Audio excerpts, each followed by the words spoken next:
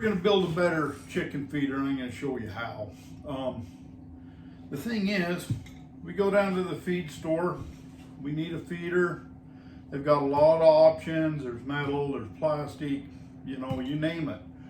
The problem is, most of them are round. And if you're a small flock owner, just a few birds, you know, in your backyard, then these aren't the best answer because they take up half the coop. Even a small round feeder takes up a bunch of room in a square coop. Yeah, if you're, you know, more of the homesteader type or whatever, and you've got a great big coop, then hey, maybe the round one makes more sense. But for the majority of people, they're going to be able to save space with just with the square feeder. And like I say, that drives me nuts that they're all round and that they're suckers of space. And we're going to do this cheap too. We're not spending a lot of money. We've got some components we bought off of Amazon, and it even came with the hole saw drill we're going to use. And really, is all we need is our hand drill to do this project. Just had to bust in here for a minute and clarify something. When I was making this video and went back and doing the editing, I realized that that I'd been calling our container we'd been working on, I'd been calling it a square throughout the whole video. And I do realize it's actually a rectangle. You know, it's just a dumb attack on my part. And, you know, so what do I do to correct this? You know, I would have liked to have remade this video where I didn't look so stupid calling a rectangle a square. But I only had one container.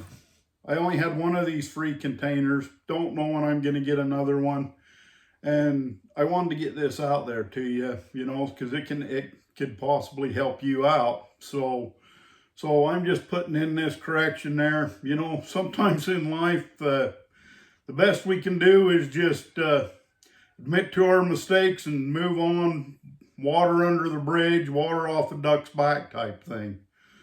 So I won't keep you any longer with this part. We'll get back to that exciting, heart-pounding action of our amazing video. Thank you. You can use any kind of container you can find, really. This happens to be a cat litter container. You can buy containers. If the round thing's not an issue with you, then and you can use a 5-gallon bucket or something to make this. But this square shape will save some space, and it will hold a lot of feeds, you know. So we're just going to lay this out. We're going to come up 3 inches from the top of the corrugation, and we've made that mark. And it looks like if we come in, and if we come in from there 2 3/4 inches, it's going to give us a good centering, on good spacing, I should say, on this feeder. You could do this with just one port. You could just do one in the center, and that would be great too. Or you could put a port on the side. We're just going to put 2 on the front. That gives us a lot of versatility on where we can put this. If in the future we decide to move it to another place, we're not limited by having a port on the side. And as I said, this little kit we got from Amazon, it was inexpensive. I can't remember the exact price, and there's several companies that are doing those. But it even came with the hole saw, the perfect size to drill these holes.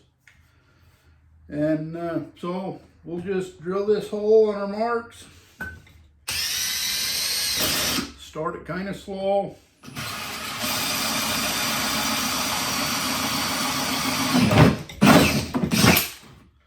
There's our first hole. This is kind of a neat hole saw that came with it. It's got a little spring in there. It ejects that piece that we cut. Now we'll just drill the other side here. It doesn't need to be exactly perfect. You know, just as close as you can will be good. Start it slow. Speed it up a little bit.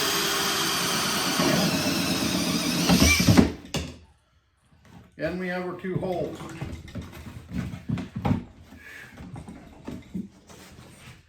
We reach inside, you can see the 2 pieces that we cut out.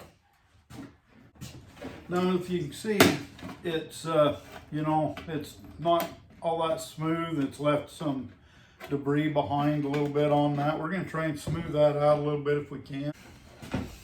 I just like take my knife and I'll just kind of put it on an angle, and I can scrape some of this loose plastic free. Clean that up quite a bit.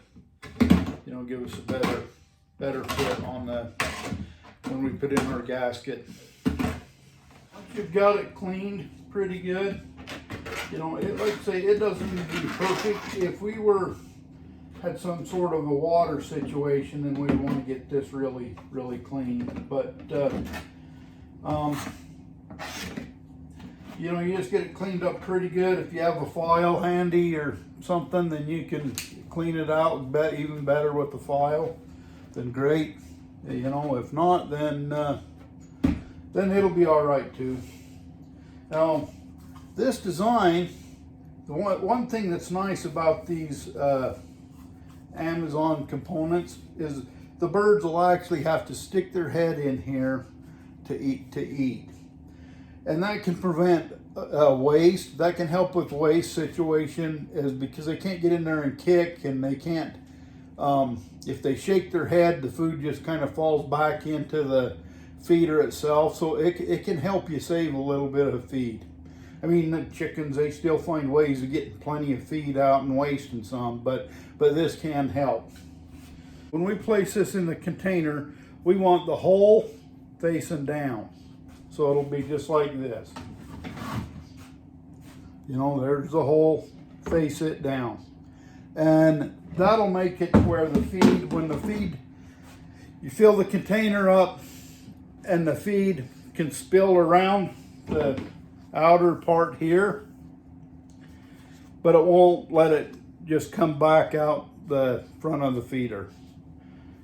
So we just take our gasket that came with it, you know, just a rubber seal, and we want to put that on the main body piece here, and we want it up towards our outside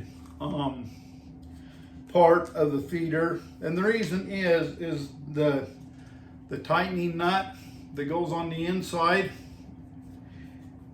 If we put our gasket on that side, then when we're spinning it and tightening it, then it can wrinkle that gasket and ruin the gasket. But on this stationary side, it should just kind of suck things together.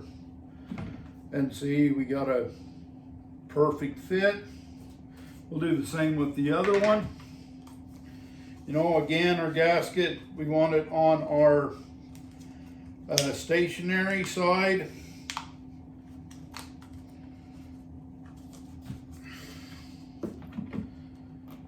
And we try and get them kind of where they look pretty straight. I'm sure it's not going to matter if they're just a little bit off. And now we go on the inside, and there's just these threads. This goes over, and then you just tighten it up, you know, as tight as you can. Don't really need a tool to do this, and you know, just hand tight going to be good enough for this. If you have some trouble later on, you can always get a tool or something. That's pretty snug and looks centered, and we'll do the same with the other one. You know, I need 3 hands. It'd be nice to show you the inside, what's going on there, but I don't know how to hold the cell phone and the stationary part and screw that big nut. So, you know, bear with me. We're just doing the best we can. And that's, crap, not as straight as I'd like it. There we go, that looks better. And that project is done. Have yourself a better chicken feeder. You know, again, this design where they've got to stick their head in so they can't get in there and scratch, and they can't really flick the food all over is an improvement. The being square shape to where it'll fit into a corner or against a wall or something is going to save you room in the coop. And I think you're going to really like this type of feeder if you give it a try and decide to do one yourself. Now the right height, you know, you need to put some blocks under it to get to the right height. And you know, some of your Bantams and stuff like that, then that where it's at might be all right for them, but other birds are going to have to be higher. You know, you have yourself a reasonable priced, do-it-yourself better feeder. Chicken feeders, we're probably going to build more of these.